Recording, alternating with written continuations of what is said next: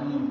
الحمد لله نحمده ونستعينه ونستغفره ونؤمن به ونتوكل عليه ونعوذ بالله من شرور أنفسنا ومن سيئات أعمالنا. من يهد الله فلا مضل له ومن يضلل فلا هادي له، وأشهد أن لا إله إلا الله وحده لا شريك له، وأشهد أن سيدنا ومولانا محمد صلى الله عليه وعلى آله وصحبه ومن تبعهم إلى يوم الدين. أما بعد، قال الله عز وجل: أعوذ بالله من الشيطان الرجيم. بسم الله الرحمن الرحيم. اقتربت الساعة وانشق القمر وإن يروا آية يعرضوا ويقولوا سحر مستمر. صدق الله مولانا العظيم. அருமையானவர்களே, ரஜபுடைய மாதம் என்று சொன்னாலே மிஅராஜ் என்கிற பெருமானார் ஸல்லல்லாஹு அலைஹி வஸல்லம் அவர்களை சார்ந்திருக்கிற விண்ணுலக பயணம் நினைவுபடுத்தப்படுவதுண்டு. சில அறிஞர்களுடைய கருத்துப்படி ரஜபுடைய 27வது முறையில் தான் இந்த விண்ணுலக பயணம் நடைபெற்றது என்பதாக கூட சொல்லப்பட்டிருக்கிறது. எனவே மிஅராஜ் என்பது பிரத்யேகமாக ரஜபுடைய மாதத்தில் நினைவுபடுத்தப்படும். மிஅராஜ் என்பது அது முழுக்க முழுக்க அற்புதத்தினுடைய வெளிப்பாடு. முஅஜிஸா என்கிற வார்த்தையினுடைய எதிர்பிம்பம் தான் மிஅராஜ். முஅஜிஸா அற்புதம் என்றால் என்ன? இந்த கடந்த ஜும்மாவில் கூட நினைவுபடுத்துகிறேன். அற்புதம் என்பதற்கு நாம் நினைப்பதை போன்று ஒரு கண்கட்டி வித்தை அல்ல, பார்ப்பதற்கு ஒரு மாயாஜாலம் அல்ல. முஅஜிஸா என்பது அல்லாஹ் தான் அதை வெளிப்படுத்துகிறான், அல்லாஹ் தான் ஒரு மாறுதலை கொண்டு வருகிறான். செயல் அல்லாஹ்வுடையது, அது நபியின் வாயிலாக வெளிப்படும். இந்த உலகத்தின் எல்லா படைப்புகளும் ஒன்று சேர்ந்தாலும் அப்படிப்பட்ட ஒரு காட்சியை யாராலும் கொண்டு வர முடியாது. எல்லாரும் இயலாமல் ஆகிவிடுவோம். அல்லாஹ்வுடைய செயலால் நபியுடைய அந்த நபியின் வாயிலாக வெளிப்படுகிற உலகம் நினைத்தாலும் செய்ய முடியாத ஒரு காட்சிக்கு தான் முஅஜிஸா என்பதாக சொல்லப்படும். அந்த வகையில் முஅஜிஸா இரண்டு வகை அற்புதங்கள் சொல்லுவாங்க. ஒன்று இல்மி ரீதியான முஅஜிஸா, இன்னொன்று அமலி ரீதியான முஅஜிஸா. இல்மி ரீதியான முஅஜிஸாக்கள்ல அவன் ரொம்ப உயர்ந்தது தான் இந்த குர்ஆன். குர்ஆன் மிகப்பெரிய அற்புதம். அல்லாஹ் தஆலா இந்த இல்மி ரீதியான முஅஜிஸாவையும் அற்புதத்தையும் பெருமானாருக்கு கொடுத்தான். அமலி ரீதியான முஅஜிஸாக்களில் அவன் ரொம்ப மகத்தானது தான் இந்த விண்ணுலக பயணம் என்கிற இந்த வானம் நோக்கி செல்கிற இந்த காட்சி. பெருமானார் ஸல்லல்லாஹு அலைஹி வஸல்லத்திற்கு இந்த 2 வகை அற்புதங்களையும் கொடுத்தான். அற்புதம் என்பது இவர்தான் நபி என்பதற்கு அல்லாஹ் உலகத்தில் காண்பிக்கிற சில காட்சிகளுக்கு சொல்லப்படும். ஒவ்வொரு நபிமார்களுக்குமே சில நேரங்களில் அற்புதங்களை அல்லாஹ் தஆலா இந்த உலகத்தில் காண்பிக்க வைத்தான். ஹஜ்ரத் சாலிஹ் அலைஹிஸ்ஸலாமுடைய காலத்துல ஒரு ஒட்டகம் பாறையிலிருந்து வெளிப்பட்டு வந்தது. சாத்தியம் இல்லை, அந்த நபியுடைய காலத்துல அது அற்புதம். ஹஜ்ரத் மூஸா அலைஹிஸ்ஸலாம் தடியை தூக்கி கீழே போடுவாங்க, இந்த தடி பாம்பாக மாறிடும். போடுவது மூசா, அதை பாம்பாக மாற்றுவது அல்லாஹ்வுடைய ஏற்பாடு. இது மூசா அலைஹிஸ்ஸலாமுடைய காலத்துல அற்புதம். இப்படி சில நபிமார்களுக்கு அல்லாஹ் அற்புதங்களை கொடுத்தாங்க. இப்ராஹிம் அலைஹிஸ்ஸலாம் நெருப்புல தூக்கி போடப்பட்டாங்க. நெருப்பு கரிக்கணும், ஆனா கரிக்கல. இது அவர்களுடைய முஅஜிஸா. இந்த பட்டியலில் பார்த்தீங்கன்னா பெருமானார் ஸல்லல்லாஹு அலைஹி வஸல்லத்திற்கும் அல்லாஹ் தஆலா அற்புதங்களை கொடுத்தான். எல்லா நபிமாருடைய அற்புதங்களும் சிறப்புக்குரியது. ஆனால் ஆச்சரியம் என்னன்னு கேட்டா, எல்லா நபிமாருடைய அற்புதங்களை விட பெருமானாருக்கு வழங்கப்பட்ட முஅஜிஸாக்கள் அதிகம் சிறப்பு பெற்றது. இன்னும் சொல்ல போனா மற்ற நபிமார்களுக்கு கொடுக்கப்பட்ட அற்புதங்களை விட பெருமானார் ஸல்லல்லாஹு அலைஹி வஸல்லத்திற்கு எண்ணிலடங்காத அற்புதங்கள் அல்லாஹ் கொடுத்தான், முஅஜிஸாக்களை கொடுத்தான். நம்முடைய உலமாக்கள் முஅஜிஸாத்திய ரசூல் என்பதாக தனி கிதாபுகள் தலைப்பிட்டு எழுதியிருக்கிறான். சில உலமாக்கள் 300 அற்புதங்கள் எழுதியிருக்கிறான். சில உலமாக்கள் பெருமானாருடைய 1000 அற்புதங்கள் தனி தொகுப்பில் எழுதியிருக்கிறான். சொல்ல வருவது முஅஜிஸா என்பது இது அல்லாஹ்வுடைய ஏற்பாடு, நபி மூலமாக வெளிப்படும். இது உலகமே சேர்ந்தாலும் அது செய்ய முடியாது. இதற்கு தான் முஅஜிஸா என்பதாக சொல்லப்படும். அது பிரத்யேகமானது அந்த மேராஜுடைய பயணம். மேராஜ் என்பது முழுக்க முழுக்க முஅஜிஸாவுடைய காட்சி.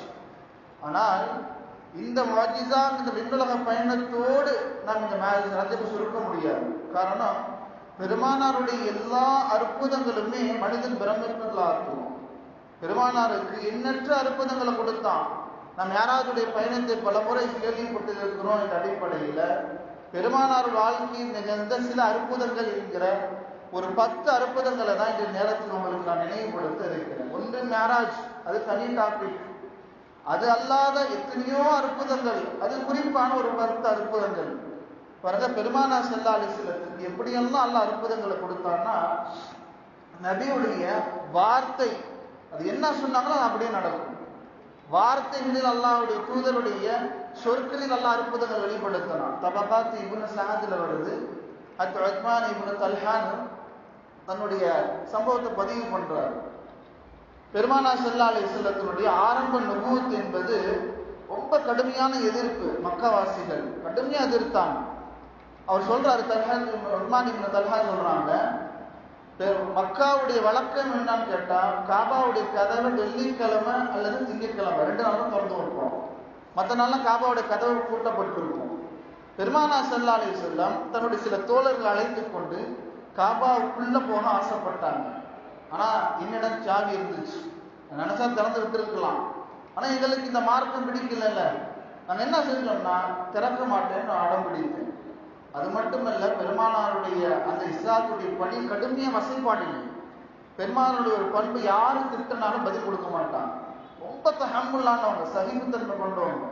அவர் எல்லாம் பேசி முடித்து சொல்றாரு, நான் நபி கடுமையாக திட்டினேன், கதவை திறக்க மாட்டேன்னு சொன்னேன்.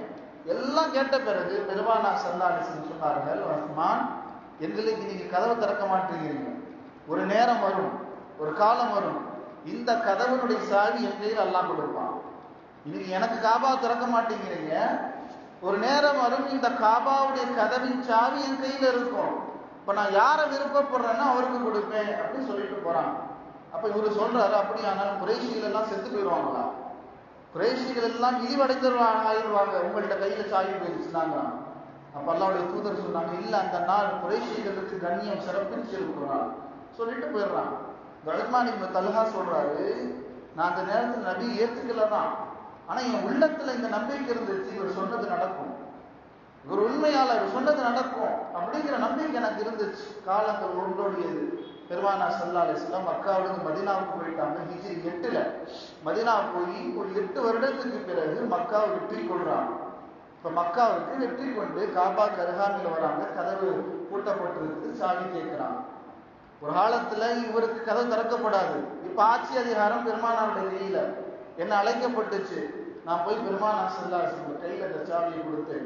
அதை வாங்கிட்டு திருப்பி என் கையிலே கொடுத்துட்டு சொன்னாங்க, இதை திறக்கிற பொறுப்பு உங்கள்கிட்ட வச்சுக்கோங்க. அது மட்டுமல்ல, இந்த கதவை திறக்கிற பொறுப்பு உங்க காந்தான் தான் செய்யணும், உங்களுடைய பரம்பரை தான் இதை செய்யணும். இந்த உங்களுடைய சந்ததிகள்ல இருந்து யார் இதை கைப்பற்றாரோ அவன் அநியாயக்காரனாக இருப்பான் அப்படின்னு சொன்னாங்க. இதை கேட்டு நான் திரும்பி வரும்போது பெருமானார் ஸல்லல்லாஹு அலைஹி வஸல்லம் மீண்டும் அழைத்து சொன்னார்கள், உஸ்மான், நான் சொன்னது ஞாபகம் இருக்குதா? நான் உங்களுக்கு சொன்னது ஞாபகம் இருக்கு. ஒரு நேரத்துல சொன்ன இந்த சாவி என் கையில வரணும், நடந்துருச்சா இல்லையா? உஸ்மான் இப்னு தல்ஹா சொன்னார், நீங்க உண்மையாளர், உண்மையை உரைத்தீர்கள்னு சொல்லிட்டு இந்த வார்த்தையுடைய சுருக்கம் தான். நபி சொன்ன வார்த்தை அப்படி நடந்துச்சு. ஆட்சியில் நான் கேட்டா, இன்னைக்கு நீங்க சவுதி கவர்மெண்ட்டை போய் பாருங்க, அந்த காபாவை திறக்கிறது போட்டுறது அந்த ஹந்தான் தான். பெருமானார் ஸல்லல்லாஹு அலைஹி வஸல்லம் எந்த வம்சத்துல இந்த சாவியை கொடுத்தாங்களோ, கியாமத் வரை நீங்க தான் திறக்கணும்னு சொன்னாங்களோ, உங்கள்ட்ட இந்த பிடுங்குபவர்கள் அநியாயக்காரன்னு சொன்னாங்களோ, இன்று அந்த கவர்மெண்ட் அந்த காந்தாண்டா தான் கொடுத்துருக்கு. உஸ்மான் இப்னு தல்ஹாவுடைய சந்ததிகள் தான் இன்று காபாவை திறக்கிறாங்க, போட்டுறாங்க. சொல்ல வருவது, நபியுடைய வார்த்தைகளில் அல்லாஹ் அற்புதங்களை வெளிப்படுத்தினான். அது மட்டுமல்ல, நீங்க பார்க்கலாம், சஹீஹ் புகாரில் வரக்கூடிய ஒரு ஹதீஸ். பெருமானார் ஸல்லல்லாஹு அலைஹி வஸல்லம் ஒரு சந்தர்ப்பத்துல தபூக்குடைய போர்ல சொல்றாங்க, இன்றைய இரவு நீங்க உங்களுடைய இடத்துல பாதுகாப்பாக இருந்துக்கங்க. எந்த அளவுன்னு சொன்னா, கடுமையாக காற்று வீசும், கடும் இருள் சூழும், உங்களுடைய பொருட்கள்லாம் பாதுகாத்து வச்சுக்கோங்க. அது மட்டுமல்ல, உங்க ஒட்டகங்களை கட்டி போட்டு அதை பாதுகாப்பான இடத்துல வைத்திருங்க, யாரும் இடத்திலிருந்து எழுந்திருக்காதீங்க அப்படின்னு சொல்றாங்க. சஹாபாக்கள் எல்லாம் ஆயத்தமாகி தபூக்குடைய அந்த காலத்துல எல்லாரும் பாதுகாப்பா இருக்கிறாங்க. நபி சொன்ன அந்த வார்த்தை, அந்த காட்சி அல்லாஹ் எதிரொலிக்கிறான். கடுமையான காற்று வேகமா வீசுது. யாரும் எழுந்திருக்காதீங்க நபி சொன்னாங்க. ஒரு தோழர் எழுந்திருச்சுருவார், ஒரு தோழர் எழுந்திருச்சிருவார். அந்த தோழர் எழுந்தனால அந்த காற்று அவரை அடித்து கொண்டு கவிலை செய்யா தை என்கிற மலை பாகத்துல போய் அவரை தூக்கி போடுவோம். நபி சொன்னாங்க, காலையில நைட்டு கடுமையா காற்று வீச போகுது, இருக்கிற பொருள் இருக்காதுன்னா. ஒரு தோழர் எழுந்தாரு, நபியோட வார்த்தை அப்படியே நடந்தது. ஏதோ சின்ன சின்ன வரலாறுன்னு நினைக்காது. இது போன்று நிறைய சம்பவங்கள் பெருமானார் ஸல்லல்லாஹு அலைஹி வஸல்லம் இப்படி நடக்கும்னு சொன்னாங்கன்னா அல்லாஹ் அதனுடைய அற்புதங்கள் அப்படியே உலகத்தில் நிகழ்த்தி காட்டினார். அதான் சொல்ல வருகிறேன், நபியுடைய வார்த்தைகளில் அல்லாஹ் அற்புதங்களை வெளிப்படுத்தினான். ஒருவர் நபியிடம் பேச வராருன்னு வைங்களேன், அவர் என்ன கேட்க வராதோ அந்த கேள்வி கேட்பதற்கு முன்னால் நபி பதில் கொடுப்பான். இந்த அற்புதத்தை அல்லாஹ் கொடுத்தான். அது இப்னு உமர் ரலியல்லாஹு அறிவிக்கக்கூடிய ஒரு அறிவிப்பு முஅஜ்ஜமுல் கபீர்ல வருது. அவங்க சொல்றாங்க, நான் நபியோடு இருக்கும்போது ஒரு 2 தோழர்கள் வந்தாங்க. பெருமானார் ஸல்லல்லாஹு அலைஹி வஸல்லம் சந்திப்பதற்காண்டி வந்தாங்க. வந்து சலாம் சொல்லி அல்லாஹ்வுடைய தூதர்கிட்ட கேட்டாங்க, நாங்க சில கேள்விகள் உங்கள்கிட்ட கேட்கணும், அதுக்கு எங்களுக்கு விடை தெரியணும்னா. இது வரைக்கும் அவங்க கேள்வி கேட்கல. இப்னு உமர் சொல்றாங்க, நான் பக்கத்துல தான் இருக்கிறேன். பெருமானார் ஸல்லல்லாஹு அலைஹி வஸல்லம் இந்த 2 தோழர்கள் கேள்வி கேட்பதற்கு முன்னாடி இப்படி பதில் சொன்னாங்க, நீங்க என்ன கேள்வி கேட்கிறீங்களோ அதை நான் சொல்லட்டுமா, அதற்கான விடையை நான் சொல்லட்டுமான்னு கேட்கிறாங்க. வந்த தோழர்களுக்கு ஆச்சரியம், அது எப்படி தெரியும் சொல்லுங்க அப்படிங்கிறான். பெருமானார் ஸல்லல்லாஹு அலைஹி வஸல்லம் அவங்களுடைய கேள்வியை வர்ணிக்கிறாங்க. இந்த காபாவை பார்த்தா என்ன நன்மை தானே கேட்குறீங்க, இந்த காபாவை தவாப் செஞ்சுட்டு மக்காம இப்ராஹிம் பக்கத்துல ஒரு 2 ரக்காய் தொழுதா என்ன நன்மை அதானே கேட்குறீங்க, அரஃபால போய் தங்கனா என்ன நன்மை அதை தான் கேட்குறீங்க, மினால போய் தங்கனா என்ன நன்மை, ஷைத்தான் கல்லெடுனா என்ன நன்மை, சஃபா மருவாக்கு மத்தியில சை என்கிற தொங்கோட்டமோட என்ன நன்மை, அப்படியே அவங்களுடைய கேள்வி வர்ணிக்கிறாங்க. இதை கேட்டு அந்த 2 தோழர்களும் ஆச்சரியத்தை மேம்படுத்தி சொல்றாங்க, எந்த இறைவன் உங்களை அனுப்பினானோ அவன் மீது சத்தியம் என்று சொல்கிறோம், இது உங்களுடைய அற்புதம். நாங்க கேள்வி கேட்கல, ஆனா எதை கேட்க வருகிறோமோ அந்த கேள்வியும் சொல்றீங்க, அதற்கான பதிலையும் சொல்றீங்க, நீங்க மிகப்பெரிய நபின்னு சொல்லி இந்த 2 தோழர்கள் புகழ் பாடியதாக வரலாறு நான் பார்க்க முடிகிறது. நபியுடைய வார்த்தைகள் எல்லாம் அற்புதம் வெளிப்படுத்தினான். ஒருவர் சிந்திப்பதை என்ன என்பதை புரிந்து அதற்கு பதில் கொடுக்கிற விதங்களில் அல்லாஹ் அற்புதங்கள் வெளிப்படுத்தினான். அது மட்டுமல்ல, பெருமானாருடைய முபாரக்கான கரம் எந்த இடத்துல படுமோ அந்த இடத்தெல்லாம் பசுமையாக வைத்தான். அதுவும் அற்புதம் தான். நபியுடைய கை எவ்வளவு பரக்கத்தை பொருந்தியதுன்னா, ஒரு இடத்துல பட்டுருதுன்னு சொன்னா அந்த இடத்திற்கு வயோதிகமா வராதுங்க. அல்லாஹ் அப்படிப்பட்ட ஒரு சலாஹியத்தை பெருமானார் கொடுத்தான். சில நேரங்களில் அந்த காட்சிகளும் வெளிப்பட்டது. பைஹக்கில அம்ர் இப்னு சாலபான ஒரு தோழர், அவர் தன்னை பத்தி சொல்றாரு, நான் பெருமானார் ஸல்லல்லாஹு அலைஹி வஸல்லத்தை மகாமே சியால போய் சந்திச்சேன். சந்தித்த பிறகுதான் நான் இஸ்லாத்தை ஏற்றுக்கொண்டேன். அவர் சொல்றாரு, நான் இஸ்லாத்தை அப்போ ஏற்றுக்கொண்டேன். நான் இஸ்லாத்தை ஏற்ற பிறகு பெருமானார் ஸல்லல்லாஹு அலைஹி வஸல்லம் என்னுடைய சில ரோமங்களையும் சில உடல் பகுதியில் தடவி கொடுத்தான். அவர் இறக்கும் போது 100 வயது நெருங்கிருச்சுங்க. நடந்தது ஒரு காலம். அவர் இறக்குற போது 100 வயதுக்கு நெருக்கமா இறங்குறாரு. வரலாறு எழுதப்பட்டிருக்குது. பெருமானாருடைய அந்த முபாரக்கான கரம் எந்த இடத்துல பட்டதோ அந்த இடத்துல இளமையாகவே இருந்தார். அந்த இடத்துல பட்ட கரம்பட்ட ரோமங்கள் நடக்கல, கரம்பட்ட பகுதி வயோதிகத்தின் அடையாளத்தை வெளிக்காட்டல. நபியுடைய முபாரக்கான கையில் அது பட்ட இடத்தெல்லாம் பசுமையாக்கனா. இதுவும் பெருமானாருடைய அற்புதங்கள் ஒன்றுதான். பெருமானார் ஒரு துவா செஞ்சான துவா அப்படியே சஹாபாக்கள் பார்ப்பாங்க. நபியுடைய துவாக்களில் எல்லாம் விருப்பத்தில் ஏற்படுத்தணும். இதான் பெருமானாருடைய அற்புதங்கள் ஒரு வகை. பெருமானார் எதை கேட்டாலும் அல்லது அப்படி நடத்தினான். சஹாபாக்கள் நிதர்சனமா பார்த்தாங்க. அது அனஸ் ரலியல்லாஹு அவர்கள் சஹீஹ் புகாரியில் வரக்கூடிய ஒரு சம்பவம். அனஸ் ரலியல்லாஹு அன்ஹு ஒரு சிறார், சின்ன வயதுடைய குழந்தை, பெருமானாருடைய பணிவிடையில் இருக்கிறாங்க. அது அனஸ் சொல்றாங்க, என்னுடைய தாய் பெருமானார் ஸல்லல்லாஹு அலைஹி வஸல்லம் அவர்களிடம் வந்து சொன்னாங்க, என்னுடைய மகனுக்காண்டி துவா செய்யுங்க அப்படின்னு சொன்னாங்க. பெருமானார் ஸல்லல்லாஹு அலைஹி வஸல்லம் எனக்காண்டி துவா செஞ்சாங்க. என்னுடைய தாயுடைய இந்த தர்காஸ் ஒரு அழைப்புக்காக வேண்டி என்னன்னா 2 துவா செஞ்சாங்க. ஒன்று, எல்லாம் அனஸுடைய செல்வத்துல பரக்கத்துக்குடு, அனஸுடைய சந்ததிகள்ல பரக்கத்துக்குடு, 2 துவா செஞ்சாங்க. அது அனஸ் சொல்றாங்க, அது வாழ்க்கையில் நான் எந்த அளவுக்கு அதோடைய அதிர்வை பார்த்தேன்னா, எனக்கு பிறந்து என் குழந்தைக்கு பிறந்த குழந்தை 100 நெருங்கிடுச்சு. அல்லாஹ் சந்ததிகள் அவ்வளோ பரக்கத்தை கொடுத்தான். நபியுடைய துவாவுடைய அதிர்வு, நபி எதை கேட்டாங்களோ அது அப்படியே அற்புதமா வெளிப்பட்டுச்சு. அது மட்டுமல்ல, செல்வத்திலையும் பரக்கத்தை பார்த்தேன். எல்லா தோட்டங்களிலும் வருடத்தில் ஒரு முறை விளைச்சலை பார்த்தாங்கன்னா என்னுடைய தோட்டத்தில் வருடத்தில் 2 முறை மகசூலை பார்ப்பேன், 2 விளைச்சலை பார்ப்பேன். ஏன்? நபியுடைய துவா. நபி என்ன துவா செஞ்சாங்களோ அந்த துவா அப்படி அற்புதமா உலகத்தில் வெளிப்பட்டுச்சு. சஅத் இப்னு அபி வக்காஸ் ஒரு சஹாபி, ஒரு பிரபலமான சஹாபி. அந்த சஹாபி விஷயமா பெருமானார் ஸல்லல்லாஹு அலைஹி வஸல்லம் துவா செய்யறாங்க, யா அல்லாஹ் சஅத் எதை கேட்கிறாரோ அதை கொடுண்டாங்க. இந்த துவாவுக்கு பிறகு சஅத் இப்னு அபி வக்காஸ் சொல்றாங்க, நான் கரமேந்தினா நான் எதை கேட்கிறோம் நான் அப்படியே வாழ்க்கையில பார்ப்பேன். நபி துவா செஞ்சாங்க சஅத் கேட்பதை கொடுன்னு சொல்லி.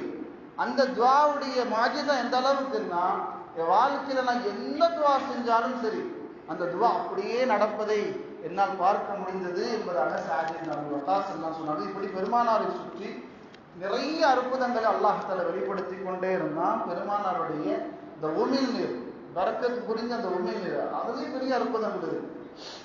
பெருமானாருடைய வேர்வை நறுமணங்க, பெருமானாருடைய ஹாஜத்து நறுமணங்க, பெருமானாருடைய எல்லா விஷயங்களும் நறுமணமாக்கினார். தபரானில வரக்கூடிய அபூ ஹுரைரா ரலியல்லாஹு அன்ஹுடைய ஒரு சம்பவம், ஒரு அறிவிப்பு. அவங்க சொல்றாங்க, பெருமானார் ஸல்லல்லாஹு அலைஹி வஸல்லம் இருக்கும்போது அவங்களுடைய பேர குழந்தை 2 பேர், அது ஹசன் ஹுசைன், ரொம்ப சின்ன குழந்தை தான். 2 பேருமே சிறு வயதுல பெருமானார் பக்கத்துல நிற்கிறாங்க. இவங்க அழுக ஆரம்பிச்சிடுறாங்க. 2 குழந்தைகளும் அழுகிறாங்க. ஏன் அழுகிறாங்கன்னா, தாகம் எடுக்குது அழுகிறாங்க, தண்ணி கேட்டு அழுகிறாங்க. அபூ ஹுரைரா சொல்றாங்க, பெருமானார் ஸல்லல்லாஹு அலைஹி வஸல்லம் 2 குழந்தைங்க பக்கத்துல கொண்டு வந்து தன்னுடைய முபாரக்கான உமிழ் நீரை எடுத்து அந்த குழந்தைகளுடைய வாயில வச்சாங்க, தன் பேர குழந்தையுடைய வாயில வச்சாங்க. அந்த ஹதீஸ் தொடர் இப்படி முடியுது, நபியுடைய உமிழ் நீர் வைத்தவுடன் தாகித்த குழந்தைக்கு தாகம் தீர்ந்து போச்சு. அது ஹசன் ஹுசைன் ரலியல்லாஹு அன்ஹுமாக்கு தாகம் தீர்ந்துருச்சு, அதுக்கு தான் அழுதாங்க, அந்த அழுகி நின்று போச்சு. பெருமானாருடைய உமிழ் நீரில் அல்லாஹ் பரக்கத்தை வெளிப்படுத்தினான். பெருமானாரிடம் கொண்டு வரப்பட்ட பிள்ளைகள் அவங்களிடத்தில் பெருமானாரை குறித்து அல்லாஹ் அற்புதங்களை வெளிப்படுத்தினான். கிதாபுல் ஹதீப்ல வருது. நான் இதெல்லாம் கிதாபுடைய பேரை சொல்லுவது ஏதோ நான் அடிச்சுட்டு போறேன் நீங்க நினைச்சிடக்கூடாது. எல்லாம் ஆதாரபூர்வமாக ஹதீஸுடைய கிதாபுகளை பதிவு செஞ்சது. அதில் பதிவு செய்யப்பட்டிருக்குது, ஹஜ்ஜத்துல் விதாவில் நிறைய சஹாபாக்கள் ஒன்று கூடி இருக்கிறாங்க. நிறைய சஹாபாக்கள், எண்ணிடங்கா சஹாபாக்கள் இருக்கிறாங்க. அதில் யமாமா பகுதியை சார்ந்த ஒரு நபர் பிறந்து 1 நாள் தாங்க ஆச்சு. அந்த குழந்தையை தூக்கிட்டு நபி பக்கத்தில் கொண்டு வராங்க. பிறந்த குழந்தைய நபிகிட்ட காமிக்கணும்னு ஒரு ஆசை. அந்த 1 நாள் ஆன குழந்தையை தூக்கிட்டு பெருமானார் ஸல்லல்லாஹு அலைஹி வஸல்லம் தர்பாருக்கு வராங்க. சொல்லப்படுது, அந்த பெருமானாருக்கு பக்கம் அந்த குழந்தை வந்த பிறகு பெருமானார் ஸல்லல்லாஹு அலைஹி வஸல்லம் அந்த குழந்தையை பார்த்து கேட்டாங்க, நான் யாருன்னு கேட்டான். குழந்தை பேசுமா? பேசாது. அல்லாஹ் அற்புதங்களை வெளிப்படுத்துறான். பெருமானார் கேட்டாங்க, நான் யாருன்னு சொல்லி. பிறந்து 1 நாள் ஆன அந்த குழந்தை சொன்னது, அன்த ரசூலுல்லாஹ், நீங்க அல்லாஹ்வுடைய தூதர்னு சொன்னது.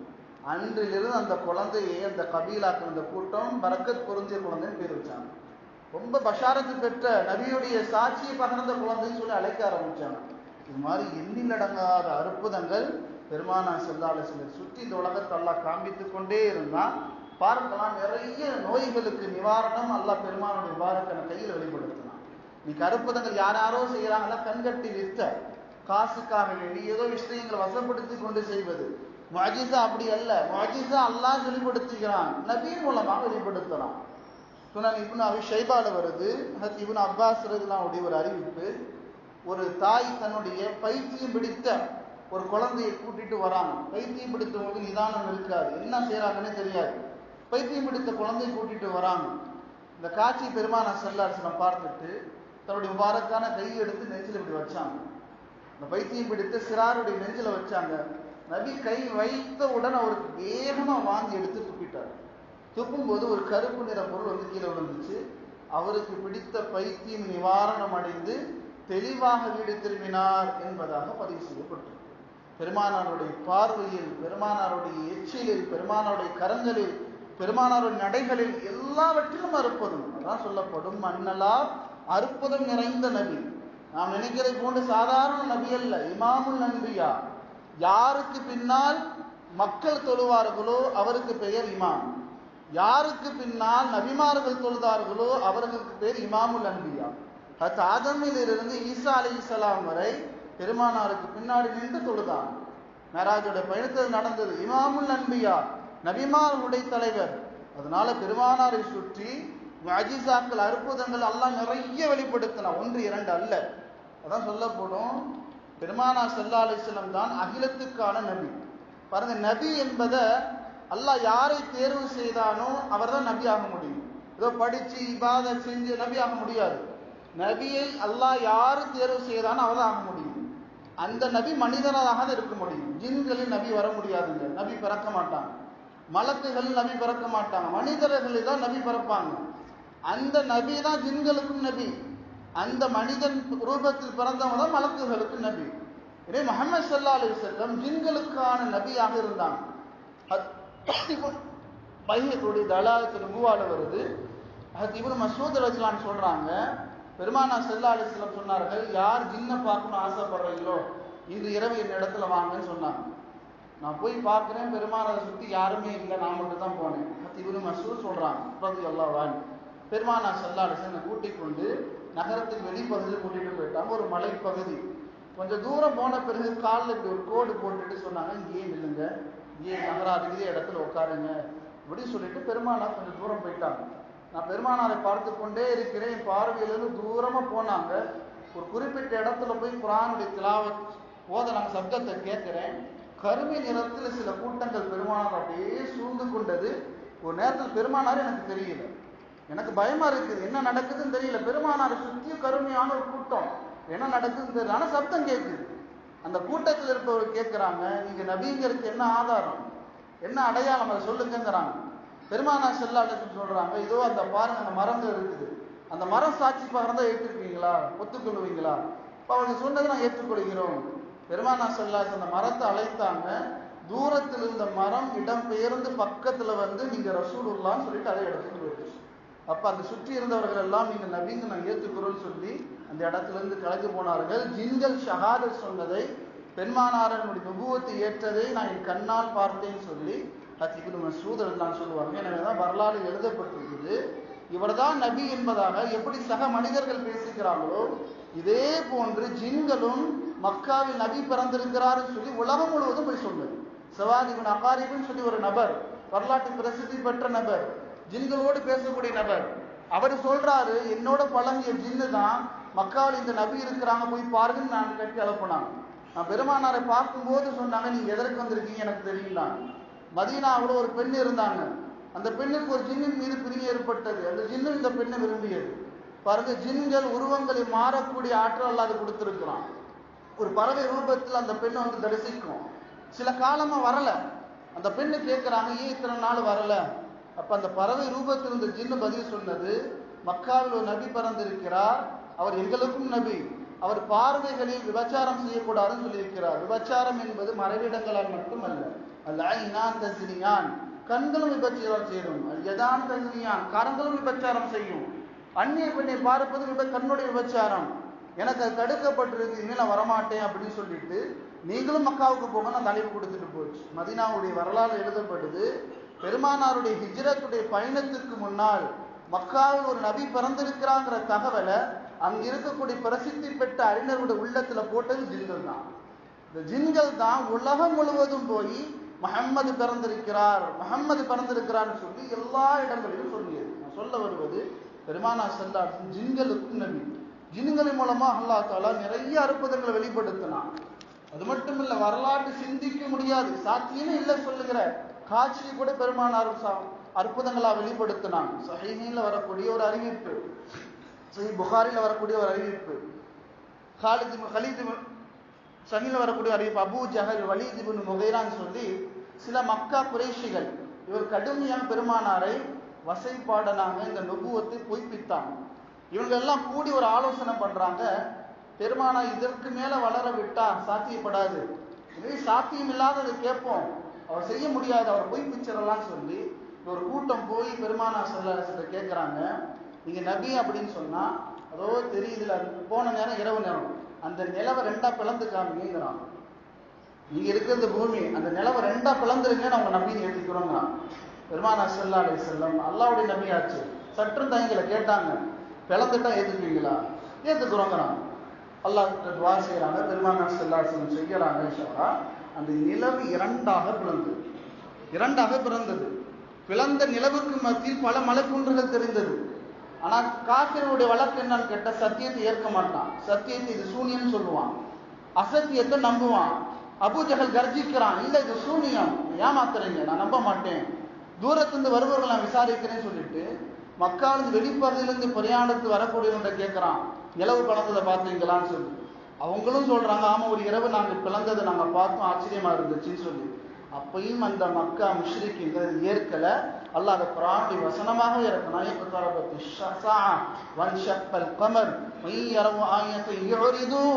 இந்த நிலவு பிளந்ததை அவங்க பார்த்தும் கூட அதை புறக்கணிச்சாங்க.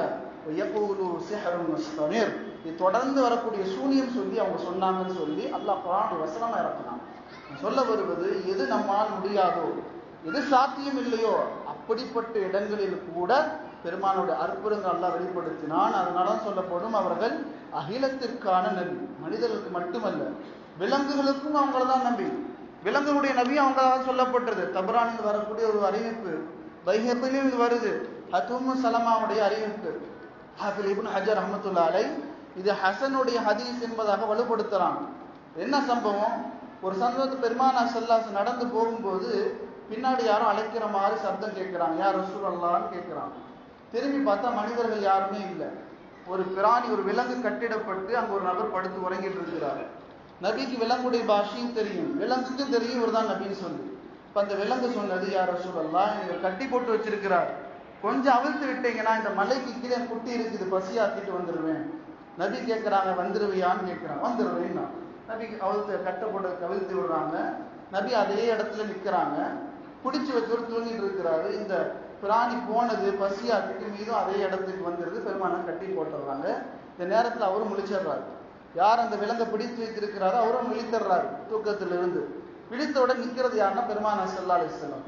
கேட்கிறாரு, யார் ரசூலுல்லாஹ், எனக்கு ஏதாவது நசீஹத் செய்யுங்க, அறிவுரை சொல்லுங்கன்னு கேட்கிறார். பெருமானார் ஸல்லல்லாஹு அலைஹி வஸல்லம் பிராணியை பார்த்துட்டு சொல்றாங்க, இதை அவிழ்த்து விட்டுருங்களேன், இதை சுதந்திரமா விட்டுடுங்களேங்கிறாங்க. நபியுடைய இந்த வார்த்தை அவர் அப்படியே அவிழ்த்து விட்டுறாரு. அந்த பிராணிக்கு 2-3 அடி எடுத்து வச்சுட்டு இப்படி திரும்பி பார்த்து பெருமானார் பின்னாடி நிற்கிறாங்கன்னா, இந்த திரும்பி பார்த்து சொன்னது, அஷ்ஹது அன்னக ரசூலுல்லாஹ், நானும் சாட்சி சொல்கிறேன், நீங்கள் அகிலத்திற்கான தூதுவர், அல்லாஹ்வால் அனுப்பப்பட்ட தூதுவர், விலங்காகி நானும் சாட்சி சொல்றேன். இப்படி நிறைய சம்பவங்கள் நடந்திருக்கு. மதீனாவில் ஒரு தோட்டத்துக்குள்ள போகிறாங்க, ஒரு ஒட்டகம் கடுமையா முரண் பிடிக்குது. ஒட்டகத்துடைய முரடு என்பது சாதாரண அல்ல, எல்லா விளைச்சலும் சேதப்படுத்திடும். அந்த முரண்டு பிடிக்கிற ஒட்டகத்தை பெருமானார் பார்க்குறாங்க, ஒட்டகம் பெருமானாரை பார்க்குது. இப்படின்னு கூப்பிடுறாங்க. அந்த ஒட்டகம் நேரம் வந்து மண்டிட்டு கீழே உட்காந்துருது. அடம் பிடித்த ஒட்டகம் மண்டிட்டு கீழே உட்காந்துருது. அருகாமல் இந்த தோழரை பார்த்து சொன்னாங்க, வானம் பூமி கீழே இருக்கிற எல்லா படைப்புகளுக்கும் தெரியும் நான் அல்லாஹ்வுடைய தூதர் என்பதாக. அருமையானது நான் சொல்ல வருவது, மாதிரி நிறைய அற்புதங்கள் பெருமானுடைய வாழ்க்கையை சுற்றி அல்லாஹ் ஏற்படுத்தினா அதில் ஒரு மிகப்பெரிய அற்புதம் தான் இந்த மேராஜ் என்கிற விண்ணுல பயணம். இந்த விண்ணுல பயணத்தில் தான் தொழுகை என்கிற ஒரு அற்புதமான வணக்கம் தரப்பட்டது. சொல்லப்படும் எல்லா வணக்கங்களும் பூமியில கடமையாச்சு. ஒரு வணக்கத்தை அல்லாஹ் வானிலிருந்து அன்பளிப்பா கொடுத்தானோ அது தொழுகை மட்டும்தான். யார் இந்த அற்புதம் நிறைந்த பயணத்தில் கடமையாக்கப்பட்ட தொழுகையை தன்னுடைய வாழ்க்கைக்கு சொந்தமாக்கி கொள்றாங்களோ அவருடைய வாழ்க்கை அல்லாஹ் நிறைய அற்புதங்கள் ஏற்படுத்துவான். தொழுகக்கூடிய நபர்களுக்கு அல்லாஹ் நிறைய அற்புதங்கள் ஏற்படுத்துவான். ஏன்னா இந்த தொழுகை ஒரு அற்புதத்துக்கு பின்னால் அல்லாஹ் கொடுத்தான். இந்த மேராஜுடைய பயணம், ரஜபுடைய மாதம், ரமலானுடைய நெருக்கம், இதான் நமக்கு உணர்த்துது. அற்புதம் நிறைந்த நபியுடைய வார்த்தைகளை விட்டு நாம் தூரமாக்கப்பட்டிருக்கிறனால தான் நிறைய அற்புதங்களிலிருந்து நாமும் தூரமாக்கப்பட்டிருக்கிறோம்.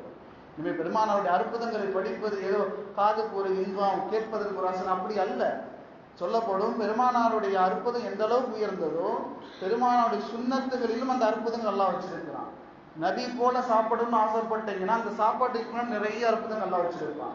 அலர்ஜி வராது, செரிமான கோளாறு வராது, சாப்பிட்ட பிறகு கொஞ்ச நேரம் நிற்கணுமே அப்படிங்கிற டென்ஷன் வராது, சாப்பிட்டதுக்கு மாத்திரை போடணும்னு டென்ஷன் வராது, சாப்பிட்டு செரிமானம் டாக்டர் போகணும் டென்ஷன் வராது. ஒரு சுன்னத்துக்கு பின்னாடி என்னென்ன இடையூறுகளோ அத்தனையும் வராது. பீஷா போறீங்க, நபி எப்படி உட்காந்து போனாங்க அப்படி போனீங்கன்னா எழுந்த பிறகு இன்னும் கொஞ்சம் வர மாதிரி சிந்தனை வராது. அது எழுந்து வந்த பிறகு ஒரு 2-3 சொட்டு வருமே அப்படிங்கிறது வராது. அது யூரின் ப்ராப்ளம் எதுவுமே வராது. எதெல்லாம் நபியுடைய சுன்னத்துகளை முற்படுத்தி நகர்றோமோ அதற்கு பின்னால் எல்லா விதமான வரர் என்கிற இடையூறுகளிலிருந்து அல்லாஹ் பாதுகாக்கிறான். இந்த ரஜப் நமக்கு அதுதான் உணர்த்தது. வல்லமை நிறைந்த அற்புதங்கள் இருந்த பெருமானாருடைய உம்மத்தாக இருக்கிற நாம் இன்னைக்கு நபிக்கு தூரமாக்கப்பட்டிருக்கிறோம். கவனத்தில் எடுத்துக்கொள்ளுங்க. ரஜப் என்பது ஏதோ கடந்து போனோம் அப்படிங்கிறது எல்லாமே இந்த ரஜபில் தான் தொழுகை நமக்கு கொடுக்கப்பட்டிருக்குது. இந்த